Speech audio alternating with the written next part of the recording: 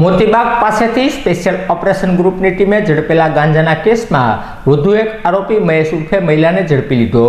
Special operation ગ્રુપની ટીમને બાતમી મળી હતી કે મોતીબાગ ટાઉન હોલ પાસેની દિવાલ નજીક ગાંજાનું વેચાણ કરવામાં આવે છે। જે બાતમીના આધારે સ્પેશિયલ ઓપરેશન ગ્રુપની ટીમે રેડ કરતા ₹20,000ના ગાંજા સાથે વિજયભાઈ રણજીતભાઈ જાદવ અને મુકેશભાઈ કાવાભાઈ બારૈયાને ઝડપી લેવામાં આવ્યા હતા, જ્યારે મહેશભાઈ જીવાભાઈ રાઠોડ મળી આવ્યા ન હતા। જેના અનુસંધાને સ્પેશિયલ ઓપરેશન ગ્રુપની ટીમે મહેશ ઉર્ફે મહિલો જીવાભાઈ રાઠોડને ઝડપી લઈ ધોરણસરની કાર્યવાહી હાથ ધરી હતી।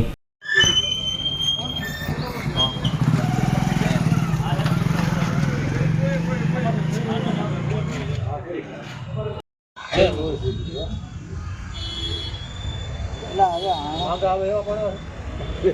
હવે